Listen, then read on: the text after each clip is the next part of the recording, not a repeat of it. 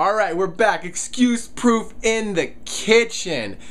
We've been getting a lot of requests for more recipes, so we're going to do a shrimp and quinoa recipe that's absolutely delicious. I don't even like seafood, but I like this. Derek made this one night, and I tried it, and it was fire. It was so good. Let's do this. All right, so the first thing to talk about is quinoa. And quinoa started to gain some popularity lately, especially among the people that are fairly health conscious.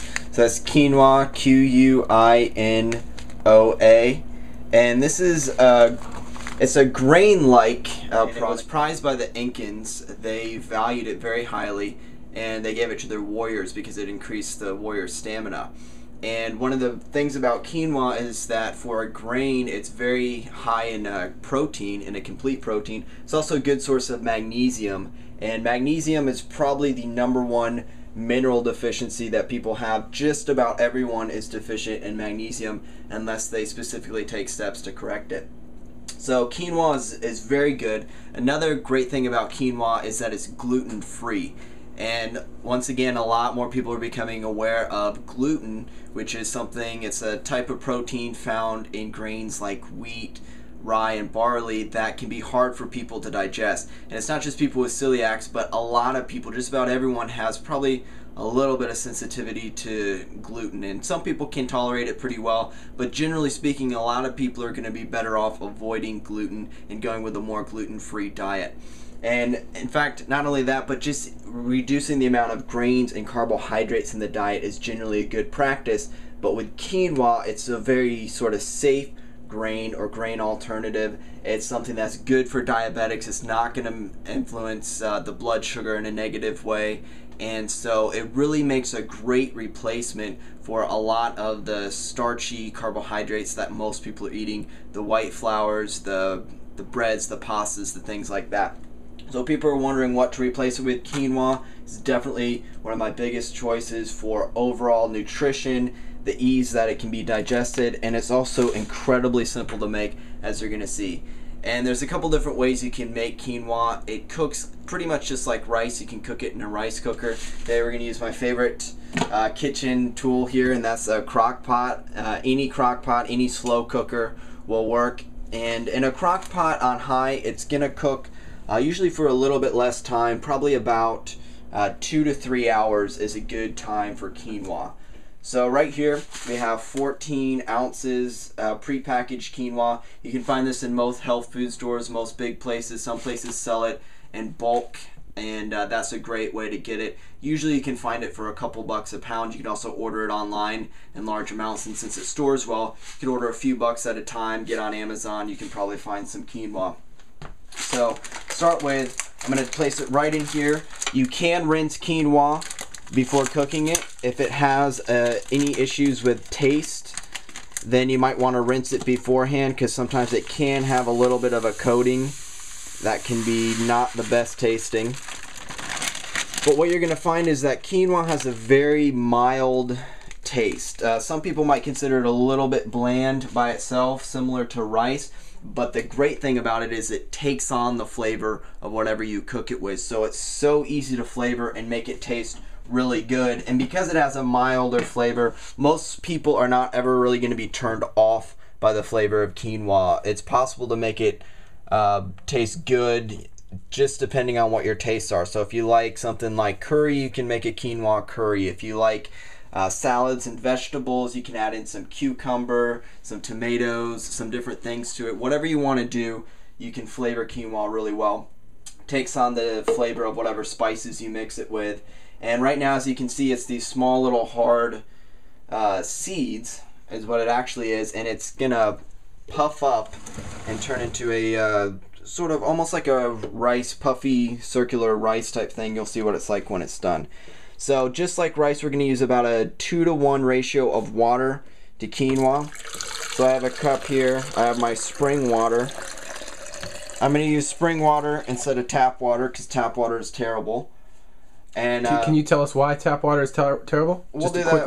We'll do that in another video. But you generally want to avoid tap water. Filtered water is a little bit better, but even more ideal is spring water. It's not going to have all the chlorine, the different minerals and a lot of things that don't get filtered out in the tap water. Cool. So right now we have, looks like a little under 12 ounces, so I'm going to add a couple more ounces in. So that's going to match the 14 ounces of the quinoa that's in there. Once again, the quinoa was pre-measured. If you're taking quinoa in bulk, obviously however much quinoa you measure out and put in, you'll take twice that much water. So I'm going to fill it up with water again, get it close to about another 14 ounces.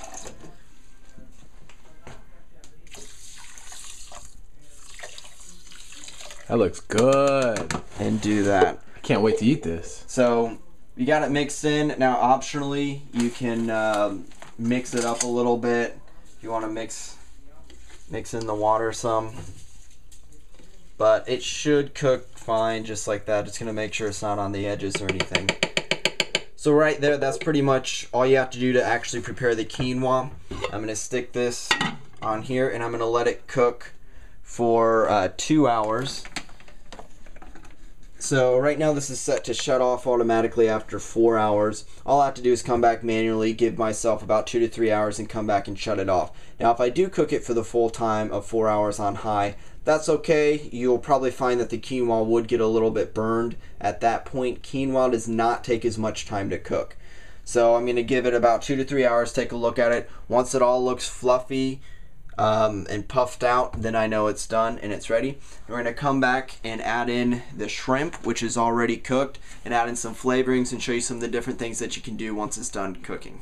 Alright, so we're back. We have the quinoa done now. You can see the finished product. It's only been about 2 hours or so, and has a nice fluffiness to it right there. So at this point we can do a number of different things with it, but today we're just going to keep it simple and make a shrimp and quinoa dish. So I have it mixed up. Now in terms of spicing it up, there's any number of things you can do. Of course you can use a little bit of salt if you'd like. So we're only going to use an unrefined salt. This is Himalayan pink salt. So I can sprinkle that on there. And of course this is purely optional, but a good quality salt is actually good for you. It's full of minerals, much better than just regular table salt. So that'll add a little flavor to it. Of course we can add any number of different spices. So just take a good spice blend here and can add that to it. And it's really up to you, whatever spices, whatever flavors you prefer can be added to it, and mix it all through there. And it'll create a nice coating of flavor. And a lot of people are going to maybe want a slightly richer flavor to it. So there's a couple things we can do. One is we can add butter to it. And I really believe that a good quality butter is not a bad thing. It can be a health food in moderation for people who tolerate dairy. So this is a butter from a grass-fed cows, which is very important if you are going to use dairy, to get it from grass-fed cows, preferably organic. And even better than butter, I like to use ghee. And we don't have any ghee right now, so just going to use a little bit of butter from grass-fed cows. And as this is warm, I can mix that through here. And I'm just going to use a little bit as a flavor enhancer, and it's going to get pretty well distributed all throughout there. Now if you don't want to use butter, one thing that I recommend even more than butter is coconut oil. And coconut oil is excellent as a healthy fat. It's actually good for burning fat. The medium chain triglycerides are used mostly for energy production. They don't require insulin to go into the cells, and so coconut oil is actually one of my top recommended fat loss foods. So by taking a little bit of coconut oil in here, notice it's solid at room temperature. And so what's going to happen is, since it's warm, the quinoa is warm, if you mix it in there, it'll melt the coconut and give it just a little bit more flavor, and plus you get all those healthy fats. So if you're looking for a way to get more coconut oil in your diet, and I definitely recommend getting coconut, this is a great way to add it in. And then of course the coconut is going to go well with the shrimp. The shrimp has already been pre-cooked, so that's why we're adding it to it after the fact. So I'll take the shrimp here, mix it in with the quinoa, and distribute it throughout. Of course, you can add more seasoning after the shrimp is added in there. And the crock pot is going to be kept on warm, so you can leave the shrimp in here for a little bit if you want to warm it up. This has already been thawed out. So the shrimp goes in there, and shrimp is great. Seafood is really a lot of good, healthy benefits to seafood. The only issue is that a lot of different seafood, a lot of different fish has been contaminated with toxins, with different heavy metals and things. And so unless you get it from a really good quality source, it can be hard to find good seafood. So first of all, I recommend getting seafood that's wild caught, which this is. And secondly, if you eat seafood that's lower on the food chain and smaller, something like shrimp, then it's less likely to accumulate those toxins. So shrimp is generally going to be a better choice of seafood when it comes to things like mercury. So we have some wild caught shrimp mixed in here. So we're going to get the benefits, the protein, the healthy fats. Although shrimp is lower in fat, the fats in seafood, like the omega-3s, are incredibly important. So we got that. You can add more seasoning to it. And right now this is a pretty good dish, but it still might be a little bit plain for some people. So you can scoop it out. You can eat it just like this. I think it tastes fine as is. But a really simple way to spice it up is to add sauces after the fact. We're going to have more videos on a lot of different sauces that you can use. But if we're going to keep it simple today, then I'm going to take this and I'm just going to use an organic salsa. And that's really it. This has no added preservatives or things in it. I just take a salsa, add it on top. The tomato flavor goes really well with the shrimp. Mixes in with the quinoa, adds more moisture to it. And right there, I'll try this. Oh yeah, that just looks good. That just looks delicious. Really good. Yeah? On a scale of 1 to 10, what is it? That's a good 8 right there. Yeah, right. That's a 10. What's gonna make it a 10? I can chop up some onions and put it in there. I can put in some garlic to that and kick it up a notch. And I can add in some of my own flavorings. And so we're going to show you some ways to do that really quick and easy in future videos. But right here, that's about as easy as it gets.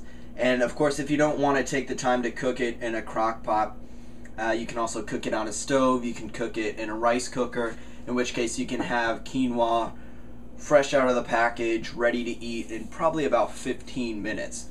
So that's a good option for people who want it a little bit quicker. They're hungry, they're ready to eat. If you get a rice cooker, that's another great way to cook quinoa. And so you can see this is super easy. We could have cooked the shrimp in there if we wanted to, but it once again was already pre-cooked. Get the quinoa, spice it up however you want to. You can use coconut oil, which is my #1 recommendation if you're looking to lose fat. And then just use a healthy, good quality sauce to spice it up and kick up the flavor. Now there's a lot of different stuff that you can do with quinoa. This is just one example. And I recommend using quinoa in place of a lot of other grain dishes. So something like oatmeal, which is generally considered to be a health food, I consider quinoa to be superior. So for breakfast, you can take some of your quinoa and add some berries to it, something like blueberries, dried cranberries, raisins, or my personal favorite would be some goji berries. And this will be for another time, but goji berries are absolutely one of the best things for overall health and longevity. You can put some berries on there.